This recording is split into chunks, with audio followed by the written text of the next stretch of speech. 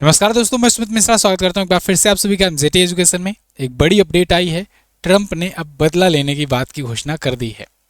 Actual में हुआ यह था कि इस बार का G20 समिट बिना अमेरिका की उपस्थिति के ही आयोजित कर लिया गया था। G20 जैसा समिट जो कि दुनिया के सबसे बड़े समिट्स में से एक माना जाता है, इनफैक्ट सबसे बड़ा यही है ही, तो दुनिया का सबसे बड़ा जो समिट है वो बिना ट्रंप के ही इस बार हो गया था। यहाँ तक कि ट्रंप ने अपना कोई प्रतिनिधि भी नहीं भेजा था। लास्ट टाइम पर कहा था कि अपना एक छोटा मोटा अधिकारी भेज देंगे, लेकिन हम पूरी तरीके से बाइकआउट कर रहे हैं। सिरिल रामाफोसा जो मेज़बानी कर रहे थे, इन्होंने कहा नहीं, वो भी मत भेजो, हम कुर्सी खाली रखना चाहते हैं और दिखाना चाहते हैं कि तुम्हारे खाली कुर्सी होने के बावजूद भी हम कैसे आयोजित करेंगे। और आयोजन हुआ भी, कुर्सी खाली रही। बात यहाँ सिर्फ ट्रंप की मेज़बानी की या ट्रंप की आने की नहीं थी। इम्पॉर्टेंट इस बात भी हो गया, संदेश इस बात पर भी गया, क्योंकि अगला मेज़बानी अमेरिका को ही करना था और प्रथा के अनुसार जो अगली मेज़बानी करता है उसको इस वाली मेज़बानी में डॉक्यूमेंट सौंपने होते हैं कि मेज़बानी एक प्रकार से सौंपी जा रही है कि अब अगली साल से तुम मेज़बानी करना, अगली साल तुम्हारी बारी है। तो ये सारा कुछ जो भी है उसका डॉक्यूमेंट हम आपको सौंप रहे हैं।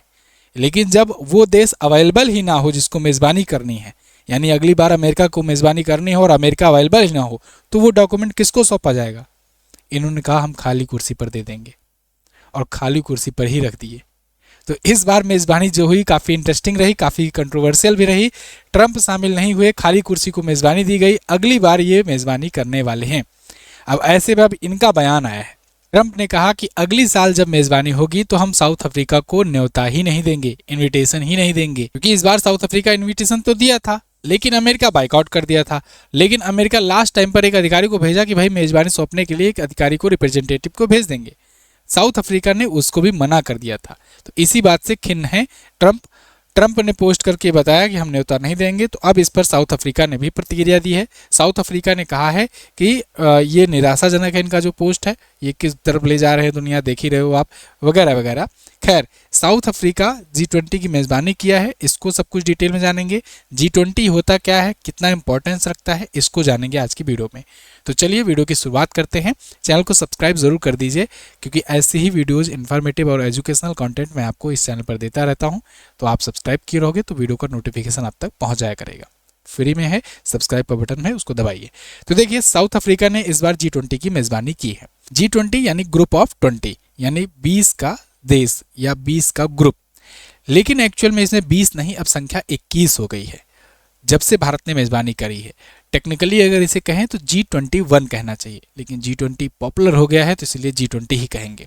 खैर, इसकी स्थापना G7 देशों ने ही की थी। G7 कंट्रीज क्या हैं? G7 जो है ये ग्रुप ऑफ 7, एक टॉप इकोनॉमी का 7 देशों का एक ग्रुप बना था। लेकिन पहले तो ये ग्रुप 8 था, रसिया इससे बाहर हो गया है। तो लेकिन जब ये बना था ना, तो इसमें उस समय की जो टॉप इकोनॉमी थी उसको शामिल किया गया था। ये लोग आपस में ही समय समय पर समिट करा करते थे और आपस में डिस्कस किया करते थे कि कैसे इकोनॉमी को बढ़ाया जाए। इनको 1997-98 में आकर रियलाइज हुआ कि नहीं भाई, सिर्फ हम 5-7 देशों से नहीं चलेगा, और भी बड़ी बड़ी इकोनॉमी हैं, उनको भी शामिल करना चाहिए। वो अगर शामिल होंगी तब इसको और बूस्टअप मिलेगा, हम लोग दुनिया को और तेजी से ग्रो कर पाएंगे, क्योंकि साउथ एशिया सेक्टर हुआ, अफ्रीका सेक्टर हुआ, इन सबको भी बढ़ाना है आगे। तो ऐसे में चाइना, इंडिया, फिर साउथ अफ्रीका, इन सबको भी जोड़ना शुरू किया गया। तो फिर 26 सितंबर 1999 को इसकी स्थापना की गई G7 कंट्रीज के द्वारा ही, कि हम लोग भी रहेंगे और भी लोगों को जोड़ेंगे, एक नया ग्रुप बनाएंगे और इसकी भी समिट हर साल करेंगे। हर साल समीक्षा इस पर की जाएगी कैसे इकोनॉमी को बढ़ाना है। तो G7 कंट्रीज में जैसे America, Italy, Japan, France, Germany, Britain और कनाडा हो गए। फिर और जोड़ लिया गया, यानी अर्जेंटीना, ऑस्ट्रेलिया, ब्राज़ील, चीन, भारत, इंडोनेशिया, मैक्सिको, रूस, सऊदी अरब, दक्षिण अफ्रीका, तुर्की, साउथ कोरिया, ये जोड़ लिया गया। टोटल संख्या में 19 हो गए। अब इसके बाद एक ग्रुप जोड़ लिया गया, यानी यूरोपियन यूनियन को। तो ये 19 देश और एक ग्रुप यूरोपियन यूनियन, ये मिल करके G20 कहलाए। लेकिन 2023 में जब 18वां G20 समिट था, उस टाइम पर भारत ने एक और ग्रुप को ऐड किया, that is called African union. तो ये 2023 में जुड़ा है भारत की मेज़बानी में। तो अब G21 हो गया है। इनको आप मैप में देखना चाहोगे तो आप मैप में भी देख सकते हो कहाँ कहाँ पर किसकी किसकी लोकेशन है। इसमें आपको पाकिस्तान, अफगानिस्तान, ईरान, ये सब नहीं दिखेंगे। है ना। लेकिन यहाँ इंडिया दिखेगा, चाइना दिखेगा, रसिया, ऑस्ट्रेलिया, इंडोनेशिया, जापान, कोरिया, इसके अलावा देखिए अफ्रीकन यूनियन भी है, साउथ अफ्रीका है, ब्राज़ील, अर्जेंटीना, यूएस, कनाडा, ये सब आपको दिखेंगे। तो कुल मिलाकर के G20 आप G21 भी कह सकते हैं, जिसकी मेज़बानी इस साल साउथ अफ्रीका कर रहा था। और इस मेज़बानी में बड़ी बात ये निकल करके आई कि इस बार ट्रंप को न्योता तो दिया गया था लेकिन ये शामिल नहीं हुए। अब ऐसा हुआ क्यों? अगर आपको याद हो तो मैंने एक बार आपको आज से कुछ महीनों पहले एक वीडियो बना करके दी थी जिसमें बताया था कि सिरिल रामाफोसा को ये बुलाकर व्हाइट हाउस में खूब डांटे हैं, दोनों के बीच में खूब बहस हुई थी। इन्होंने वहां पर आरोप लगाया था सिरिल रामाफोसा पर कि व्हाइट्स पीपुल के साथ दुर्व्यवहार हो रहा है, उनके राइट्स वहां नहीं मिल रहे हैं, जो गोरे लोग हैं। काले गोरे का वहाँ अभी भी भेद चलता है दक्षिण अफ्रीका में। इन्होंने बहुत सारी फुटेज वगैरह भी दिखाई थी, फोटो वगैरह दिखाई थी और कहा था कि देखो कैसे अत्याचार वहाँ पर हो रहे हैं। सिरिल रामाफोसा ने इन सब आरोपों से अपने आप को मतलब दरकिनार किया कि ये सब फर्जी अफवाहें हैं, आप तक जो खबरें पहुंची वो सही नहीं है वगैरह वगैरह। लेकिन दोनों में काफ़ी बहस हुई थी, तलखियाँ बढ़ी थी। उस टाइम पर ट्रंप चचा इसलिए भी फेमस हुए थे कि जिसको भी ये मन करता है व्हाइट हाउस बुलाते हैं, बैठाते हैं, उसके बाद डांट लगाते हैं। जेलेंस्की को भी डांट लगाए, इनसे भी तू मैं कर गए, ये सब चल रहा था। लेकिन फिर उसी बात से उसी टाइम से ये धीरे धीरे खबरें चलने लगी थी कि चलो भाई अगली बार G20 तुम्हारा है ना, हम आएंगे ही नहीं, क्या करोगे हमारे बिना, देखते हैं कैसे करा लेते हो। अब सिरिल रामाफोसा भी दिल पे ले लिए, कहे कि तुम नहीं आओगे तो कोई बात नहीं, तो बिना तुम्हारे हम करा कर दिखाएंगे, और कराए भी। ऐसे में इसमें इस पूरी समिट में जो एक नाम सबसे ज़्यादा उभर करके आया वो था नरेंद्र मोदी का। प्राइम मिनिस्टर नरेंद्र मोदी पूरा क्रेडिट खा गए, जैसा कि एज यूजुअल करते हैं। क्रिकेट में धोनी, राजनीति में मोदी, ये दोनों ही ना कोई कितना भी कर ले नाम इन्हीं का हो जाता है, लास्ट में क्रेडिट खा जाते हैं। खा जाते हैं मतलब बैड सेंस में नहीं, अच्छे सेंस में कि लास्ट में महफिल लूट लेते हैं, है ना। तो यहाँ भी महफिल लूट लिया इन्होंने। यहाँ पर इन्होंने 6 नई पहलों का भी अनावरण किया, 6 नई पहल के बारे में बताया।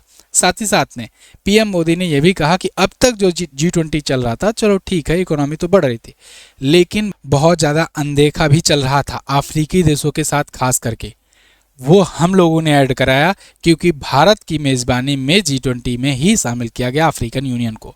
इसमें इस बात को इन्होंने दोहराया। साथ ही साथ इन्होंने दिल्ली डिक्लेरेशन की भी बात करी। देखो जैसे इस बार जोहानसबर्ग में आयोजन हुआ था, तो जोहानसबर्ग में जब सभी सदस्यों की सहमति बन गई, लास्ट में जितने भी पॉइंट पर चर्चा हुई, उसका एक डिक्लेरेशन साइन किया जाता है, तो उसे कहते हैं उस नाम के डिक्लेरेशन के नाम से। जैसे जोहानसबर्ग डिक्लेरेशन ये निकल करके आया। ऐसे ही जब दिल्ली में आयोजित हुआ था तो जो निकल करके आए थे पॉइंट, वो दिल्ली डिक्लेरेशन के नाम से जाना गया था। अब तक के G20 के इतिहास में सबसे बड़ा जो डिक्लेरेशन निकल करके आया था, मतलब जितने मुद्दों पर बातचीत हुई, सहमति हुई सबकी, वो दिल्ली डिक्लेरेशन ही था। तो यहाँ पर भी दिल्ली डिक्लेरेशन की काफ़ी ज़्यादा चर्चा हुई और काफ़ी ज़्यादा तारीफ भी की गई कि आपने जो जो मुद्दे उठाए थे, क्लाइमेट चेंज को लेकर के हो, आतंकवाद के खिलाफ हो, या और भी जो भी मुद्दे थे, महिलाओं के खिलाफ, महिला सशक्तिकरण हो, इकोनॉमी बूस्टअप हो, सेमीकंडक्टर हो, AI हो, आर्टिफिशियल इंटेलिजेंस की सिक्योरिटी हो, ये सब पॉइंट काफ़ी ज़्यादा इफेक्टिव हैं और काफ़ी ज़रूरत भी है इसकी आज की दुनिया में। तो खैर पीएम मोदी के यहाँ पर आप कुछ क्लिप्स देख सकते हो, दुनिया भर के यहाँ पर राष्ट्राध्यक्षों से ये मिले भी इस सेशन में, इस समिट में। इन्होंने 6 नई पहलों का भी जिक्र किया है, जिसमें global repository of traditional knowledge, यानी दुनिया को सारा लोक ज्ञान, आयुर्वेद, ट्रेडिशनल मेडिसिन, ये सब का ज्ञान देना। अफ्रीका स्किल इनिशिएटिव, अफ्रीकी युवाओं को स्किल डेवलपमेंट करने पर और जोर देना, जॉब्स पर बढ़ावा देना।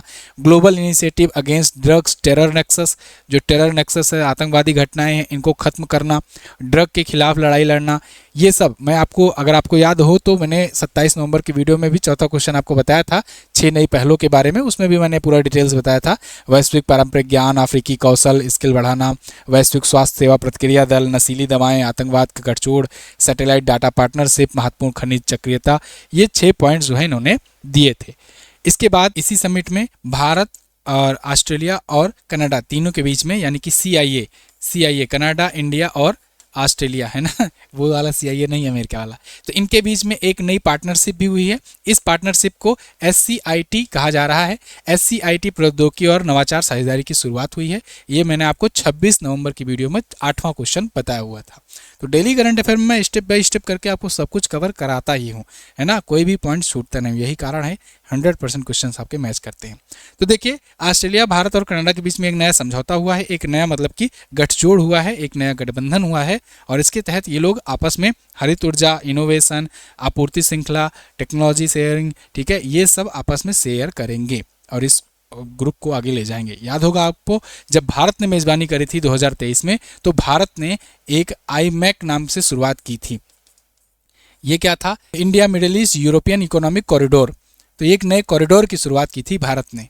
हालांकि बीच में इजराइल और हमास का युद्ध छिड़ गया तो वो ठंडे बस्तर में चला गया, लेकिन फिर भी वो अभी चलेगा।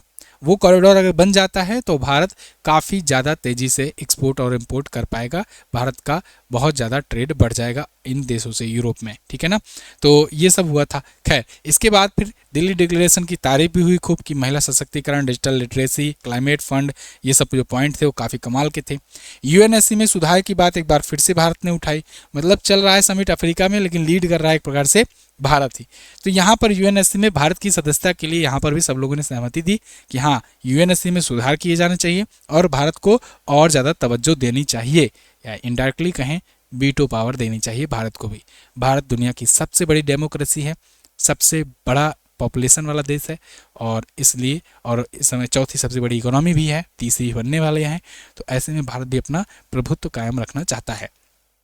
18वीं G20 समिट जब भारत में हुआ था तो 1 लाख से ज़्यादा मेहमान इसमें शामिल हुए थे। भारत की विविधता और संस्कृति यहाँ पर देखी गई थी। 60 जगहों पर आयोजन कराया गया था, देश भर की अलग अलग जगहों पर। इसमें हम लोगों ने कश्मीर में भी आयोजन कराया, इसमें हम लोगों ने अरुणाचल प्रदेश में भी आयोजन कराया, जिसका विरोध पाकिस्तान और चाइना के द्वारा किया गया था, लेकिन फिर भी हम लोगों ने आयोजन कराया। 54 देशों का अफ्रीकन यूनियन नया सदस्य इसमें बना था। 54 देश का एक यूनियन है, सोचो, इसको इग्नोर किया जा रहा था। इसको भी अब G20 में शामिल कर लिया गया है भारत की ही पहल पर। घोषणा पत्र पर सभी देशों ने सहमति बनाई और ये ऐतिहासिक रहा था, क्योंकि दिल्ली डिक्लेरेशन सबसे बड़ा था, मैंने आपको बताया। जबकि आप अभी देखो, इस बार का साउथ अफ्रीका में ट्रंप ही नदारद रहे, यानी अमेरिका ही यहाँ नदारद रहा था। ब्राज़ील वाले में, ब्राज़ील वाला का कब हुआ, कब होकर के खत्म हो गया, कुछ पता ही नहीं चला, उतना कुछ हुआ ही नहीं। तो थोड़ा मोड़ा मुद्दा उठा, लेकिन उतना ज़्यादा फेमस पॉपुलर नहीं हुआ, है ना। लेकिन भारत वाला 2023 में हुआ था, उसके बाद अब 2025 वाला पॉपुलर हुआ है। अब देखना यह होगा कि अगली समिट में ट्रंप करते क्या क्या हैं, क्योंकि इस बार ट्रंप के हाथों में रहेगी G20 की बागडोर। अच्छा, एक चीज़ और नोटिस करना, जब से ये सब हुआ है इंडिया पाकिस्तान वार, इसके बाद से पीएम मोदी और ट्रंप की मुलाकात भी नहीं हुई। जब मैं था तब हरि नहीं, जब हरि है मैं ना है, कबीरदास का एक दुआ है, वो इन पर काफ़ी ज़्यादा फेमस फिट बैठ रहा है दोनों पर। जब कुआलालंपुर मलेशिया में आसियान समिट था, ट्रंप आए थे, मोदी नहीं गए। जब यहाँ मिस्र में हुआ था एक हमास को लेकर के गाजा पीस समिट, वहाँ पर ट्रंप आए थे, मोदी नहीं गए। जहाँ जहाँ मोदी जा रहे हैं वहाँ ट्रंप नहीं जा रहे हैं, यहाँ पर पीएम मोदी गए, ट्रंप नहीं गए। तो ये वही टाइप का हो गया है इस समय दुनिया में कि एक म्यान में दो तलवार नहीं रह पा रही है। आपका इस पर क्या कहना है, कमेंट करके जरूर बताइएगा। मिलेंगे अगली वीडियो में, तब तक के लिए नमस्कार, जय हिंद, वंदे मातरम।